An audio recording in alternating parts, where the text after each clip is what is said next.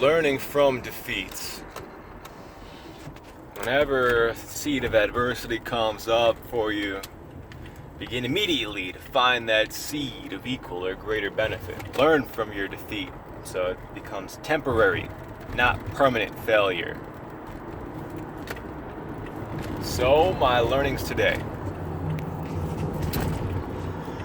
I learned that when I do phone flipping deals, it's good to have that sense of urgency when you're making the deal, booking the appointment, making the offer, getting them to say they'll give you their ID for the bill of sale, and start going there right away. That's good. But it's not good when you get there and you skip all of the inspection process in order to make it a quick, fast deal, assuming what they told you about the phone is good. Because when you are giving them a lower price, lower than market value price, there's a high chance they accepted it because they know their phone is worth less. Either what you're offering, like exactly what you're offering, like you can resell it for exactly that price, so you waste time going there, giving them cash, inspecting it, and the whole thing, you waste time. Or because they know it's worth less than what you're offering, and they're hoping that you're not going to inspect it fully, just give them the cash and trust them. So they're gonna try and pull some maneuvers on you. They'll try and lie to you, They'll tell you, oh yeah, I work down the street, and they'll try and make it seem like they're a respectable, valuable member of society, and they took a break from work to go meet up with you. And they'll be a fast talker. They'll be talking about sensational things. They'll be talking about how this guy, he was like, yeah, I lost 200 pounds because he showed me his license, and he looked way fatter in it, and he looked way fitter in person. So, and they'll talk about things that distract you from looking at the phone, which is what you're there for. You want to build rapport with them, and that's my natural inclination, is to try and build rapport with them and be cool with them and communicate with things other than the phone, try and establish a long-term relationship, a long-term business relationship. But there's another thing, is this guy, he didn't want, I could just feel it in him that he didn't want me to stick around and call him to see if the phone number, that's what I should have done, was when he gave me his phone number to call it and see that my number rings on his phone and make sure that's his real number. I mean, I don't think it's that mandatory, but that's a good sign that this person, he wants to have a good relationship with you. He wants to make sure that everything works, that you purchased the phone from him, and it works for you.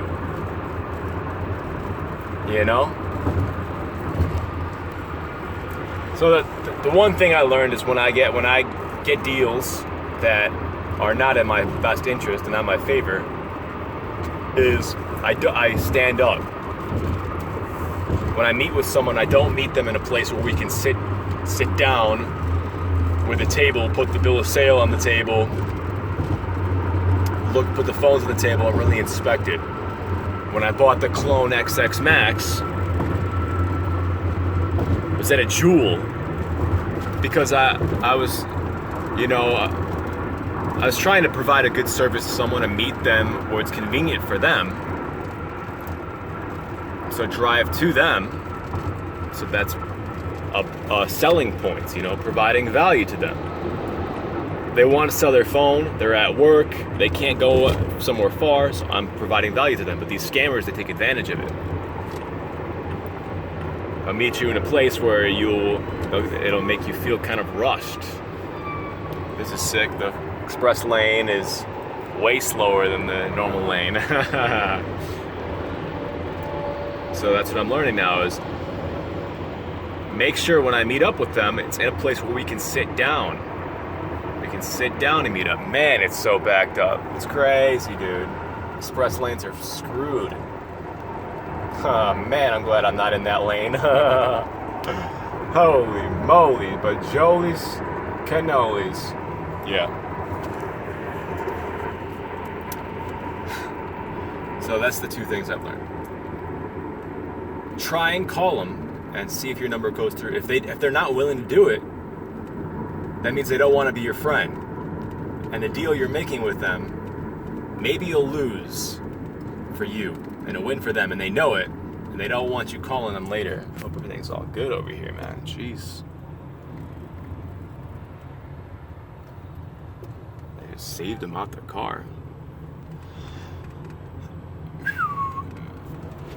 So, yeah, those are the two things I've learned. One, sit down. Because this guy I just met now in a 7-Eleven parking lot, got the phone in the trunk of his car. Standing up, again, signing the bill of sale, standing up. It was nice because it wasn't windy outside, it was a beautiful day. I felt like it was going to be fine, but there wasn't enough table space for me to hold the bill of sale and really inspect the phone fully. He took the case off, he was nice. He offered me another OtterBox, that's why he was nice, you know. Maybe he wasn't intentionally trying to screw me over, but I just didn't fully do my inspection, so it really was my fault. I didn't make sure that he gave me his real number. I didn't turn the phone on fully, make sure it's not Google locked, which it was. Inspect the screen to look for LCD burns, which are common in Samsung phones. Sure enough, this one's really badly burned. Both of those things really dropped the value. Although I still think I can make profit on it, I still feel bad that I didn't do my inspection, because it could have been worse, you know, it could have been worse. Could have not turned on at all or something, you know. That's how much I really looked at it. I just fully trusted his word. But that's my seeds of equal or greater benefit, what I've learned from this defeat, which may not be a defeat at all. I can get a Google Unlocked for like $8, but that just takes a little more time. And now I'm worried and focused on that instead of driving Uber for 4 hours, and I got maybe 1 hour done. I got 3 more. It's like 8 o'clock right now. 3 more hours I gotta do, and I think I've got 3 hours, 3 hours of phone flipping. I mean, that was like a 10-minute business transactions. Now this is gonna take me, I don't know, a half hour to get this thing unlocked and listed. If I want to list it, I might actually keep it. Anyway, that's what I've learned. When you're buying phones for people, sit down and do both to your best of your ability. Build a relationship with the customer, but also do a full inspection of the phone. Make sure it's what they said it is. You know? Look at the front, look at the back, make sure it's, you know, do a factory reset with it, check the front and back camera, check the Siri, and that's basically all you have to check. Basically it. You know, make sure the voice works and everything. But yeah, that's what I learned in my driving experience today. Hope that's helpful. Hopefully that's beneficial for you. So, when you're buying phones, don't feel rushed. Don't do it standing up somewhere, out in a parking lot. You know, I've done it before, and it's worked fine, too, but just like best practice guidelines, things that I've learned on the deals that I've gotten screwed on, why I felt like I got screwed, and negative emotions tied to it was because I'm standing up, didn't do a full inspection, felt rushed, and trusted without verified. So trust but verify. You know? Not everyone's out to help you. You'll learn that the hard way doing this business. If you just blindly believe it, you're very naive and gullible. Not everyone wants to help you. In fact, they want you to believe that as they take your cash. With a smile and a handshake, they'll do it. For real. But it's all good. It's valuable lessons. And this beautiful June summer day, things could be worse. I'll still probably make $50. I think so. Get a Google Unlocked and probably still sell it for about $200. After fees, I paid $120 for it, so after fees, that's like maybe $170, so still like maybe $50. Did the Uber destination filter there and back, got one ride, but I missed one. That's all good. Those are two things I've learned. Repeating again. Sit down. Don't feel rushed, and make legit friends with them, and make sure that you get that they're telling you the truth by calling their number, seeing it ring on their phone. Then you know you have their real number, and it's really them. And they're not going to, they're not just trying to send you off. Like, yeah, here's my number.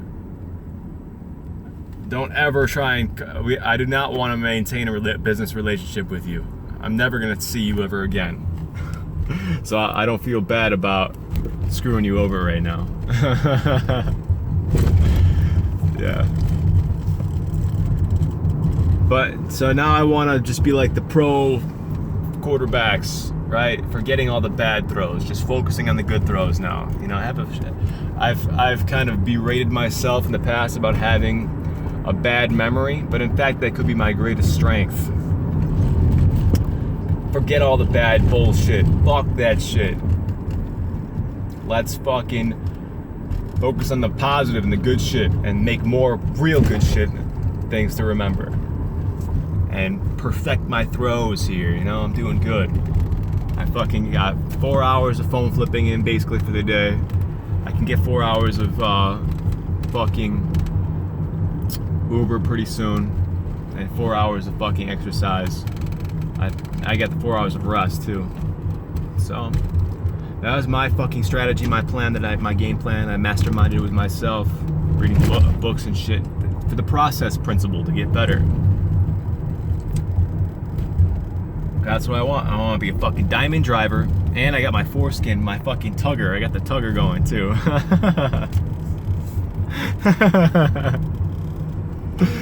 Oh my gosh, I got the foreskin tugger because I'm gonna have full on foreskin.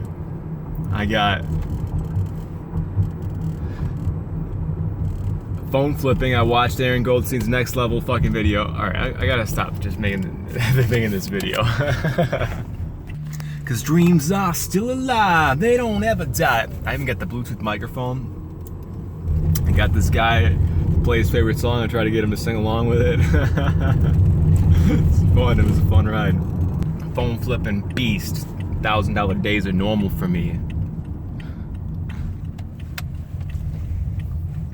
And I'm jacked. 6-pack abs, fucking jump rope ninja. Muscle ups and the Raven and planche push-ups, handstand push-ups, beast.